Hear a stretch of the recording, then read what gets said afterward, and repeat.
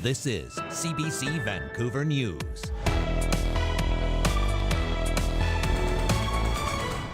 I feel like I'm about to lose half of me. A Pakistani-born BC climate activist says goodbye to Canada, why he's being deported, and why some are calling the move harsh and unjustified. Plus, there has to be safe, judgment-free, compassionate places for people who are using substances. as Vancouver moves to halt the construction of new supportive housing on the downtown east side, Surrey is calling for more services for its homeless population. And there is a real fear here that their lives are going to be very, very negatively impacted. Canada could be hit with punishing tariffs 1 week from today. How a group of BC mayors is hoping to soften the blow. Hello, thanks for joining us. I'm Yasmine Ghania. A Pakistani-born BC climate activist is being deported from Vancouver despite a years-long fight to stop the move. The activist and his wife are now preparing for their new lives in Pakistan. Pinky Wong reports. Zain Haq walked through his Vancouver apartment with his wife hours before he's said to be deported. We're nervous and devastated that it has come down to this. The 24-year-old is a climate activist and co-founder of Safe Oak Growth. Haq came to Canada from Pakistan in 2019 on a study permit, but turned his attention to climate activism and what he calls non-violent civil disobedience. We met during our work as climate activists. We were involved in the same campaign to try and save the old-growth forests of British Columbia because we've only got less than 1% left. Haq was ordered to be deported on alleged violations to his study permit last year, but was granted a temporary permit to stay in Canada. Since then, he and his wife filed for permanent residency under humanitarian and compassionate grounds. 2 days ago, that application was denied, and the couple claimed Immigration, Refugees and Citizenship Canada lost a separate application he made for temporary residency. IRCC refused to comment on the case, citing privacy legislation. Now, the couple is committed to stay together and move to Pakistan. I would not be myself without Zain. I feel like I'm about to lose half of me.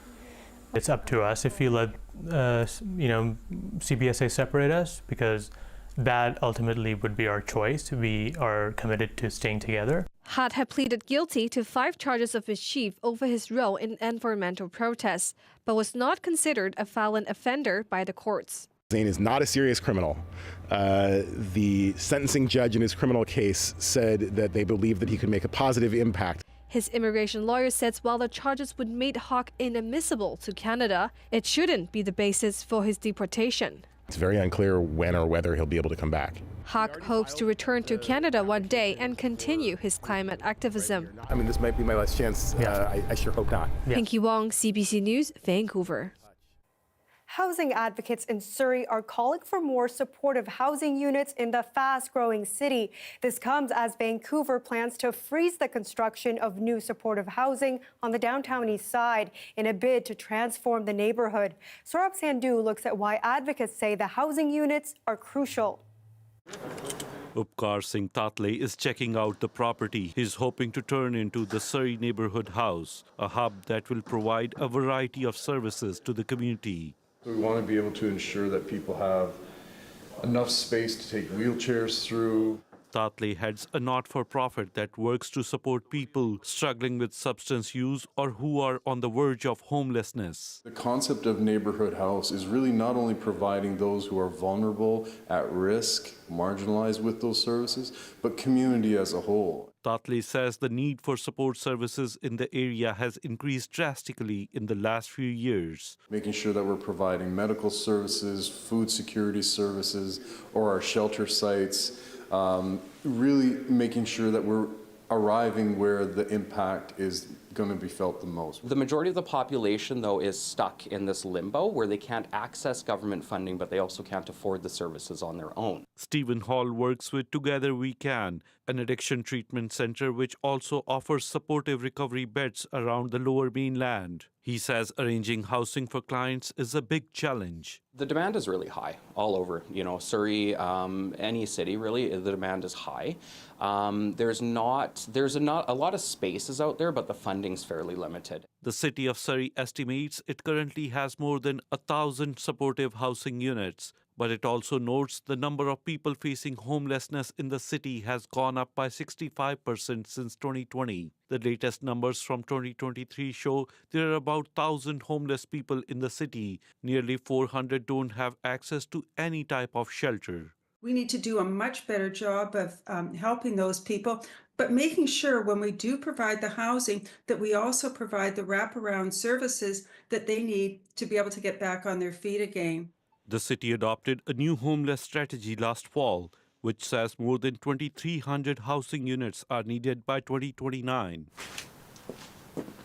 In the meantime, those like Tatle say they are doing whatever they can on their own. We really want this project, this neighborhood house, to be the heart of Surrey. We want it to offer not only integrated services, but we want the community as a whole to feel welcome here. He says he expects the Surrey neighborhood house will be up and running within weeks. Saurabh Sandhu, CBC News, Surrey. U.S. President Donald Trump continues to threaten to impose 25% tariffs on all Canadian goods. Canadians are being urged to focus their dollars locally. And as Corey Bullock reports, a group of mayors have formed an alliance to address the severe economic consequences of the possible tariffs. While Creston may be best known for its sprawling landscapes and fresh fruit and wine, it's also known for its close proximity to the U.S. border. Something that has Creston Mayor Arnold DeBoon concerned for his residents if Trump's tariffs come to be. There is a real fear here that their lives are going to be very, very negatively impacted. Creston is about 10 kilometers from the Reichert's border, which crosses into Idaho. DeBoon says many residents rely on that crossing for everything from shopping to employment. And he says the tariffs will undoubtedly affect the 3 lumber mills in the Creston Valley. We are going to see mills possibly close or at least very much curtail their activities. And they are good paying jobs. It's going to have an impact.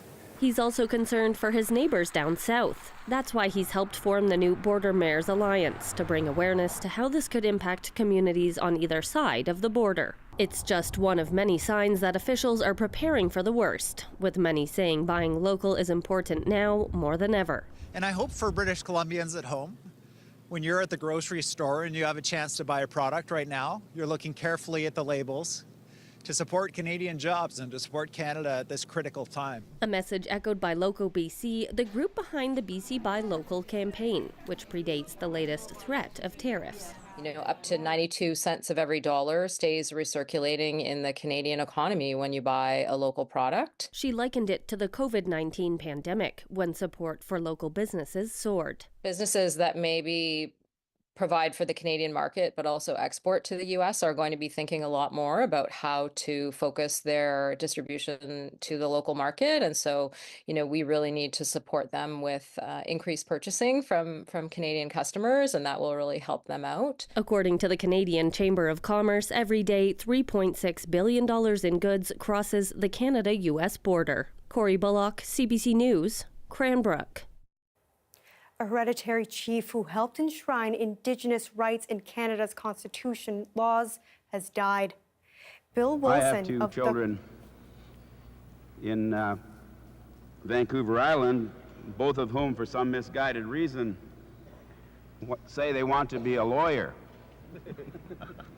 Both of whom want to be the Prime Minister. Both of whom, Mr. Prime Minister, are women. Bill Wilson of the Kwaku Nation on Vancouver Island died on Friday evening.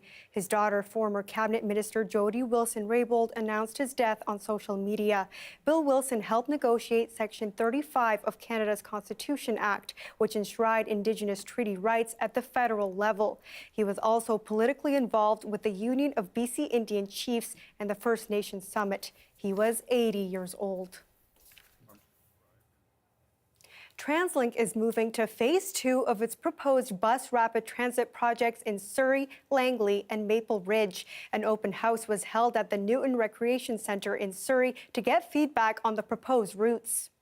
Our first open house here in Newton Exchange. It's the first of 4 open houses, and we've been seeing some really good responses on our online survey. Really encourage people to come out and tell us how you feel. We've heard really good things about the project, and we really want people to, one, learn more about what we're proposing and give us their thoughts. TransLink says 3 more open house events are scheduled in the coming days. An online survey is also open until February 9th on their website. The King George Boulevard route will run north to south in Surrey with 12 planned stops. Another route is set to have 13 stops in Langley and Maple Ridge. TransLink says the routes will speed up service by 40% once they're operational. Funding has not been secured yet for the project, but TransLink says construction can be done within 5 years once they get the money. Signal workers say they have given the Canadian National Railway a 72-hour strike notice. The International Brotherhood of Electrical Workers says it's poised to go on strike Tuesday. The union represents 750 CN employees who work in signals and communications. It says it has a 95% strike mandate as it pushes for better work-life balance and pay. CN Rail says it's aware of the notice and has a contingency plan in place, and that its focus is on keeping the supply chain moving.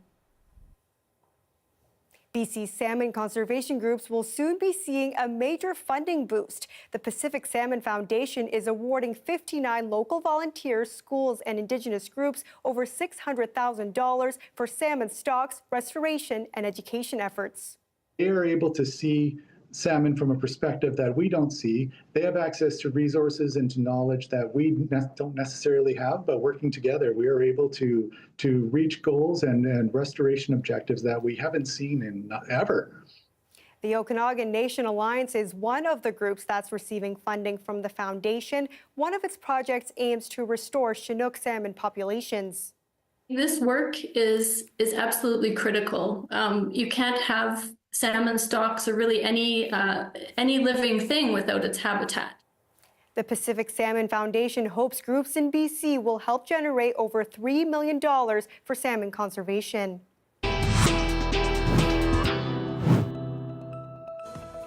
Still ahead, 4 Israeli hostages are back home and 200 Palestinian prisoners are free as part of the Israel-Hamas ceasefire deal. We'll bring you the latest from the Middle East when we come back.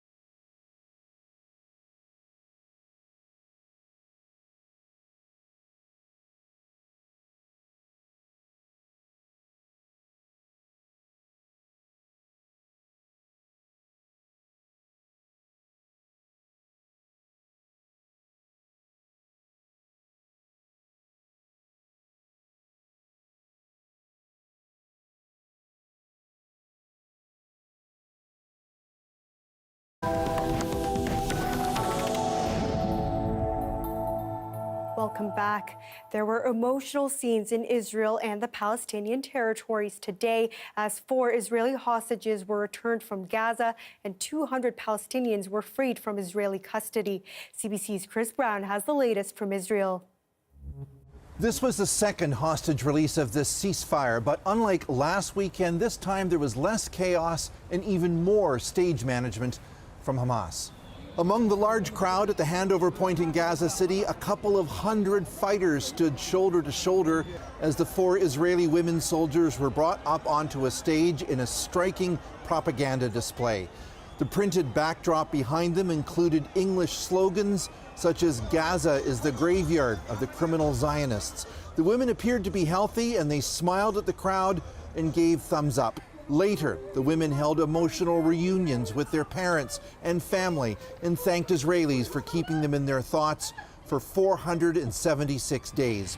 In Tel Aviv, hundreds shared the emotion watching on big screens, including Shai Dickman, whose cousin was executed by Hamas, according to the IDF. Hamas is a terror organization. They tore us apart, but now some families can be whole again. And I think that this is victory, the victory of good over evil. There were also happy reunions in the Palestinian territories as Israel freed 200 prisoners, including 100 who arrived in the West Bank on buses. The men with shaved heads and prison uniforms were carried through the crowd as heroes. Some of them had been serving life sentences for very violent crimes, including murder. There were also happy scenes in Gaza, where 16 prisoners were released. Mohammed Abu Daraz spoke to our CBC videographer. "This is the first time I've seen my son and hugged him," he said. "I've been in jail for 10.5 years." Israel had demanded a civilian hostage be freed on Saturday, and when she was not, its military refused to let tens of thousands of Palestinians who'd been lining up all day return to their homes in the northern part of the territory.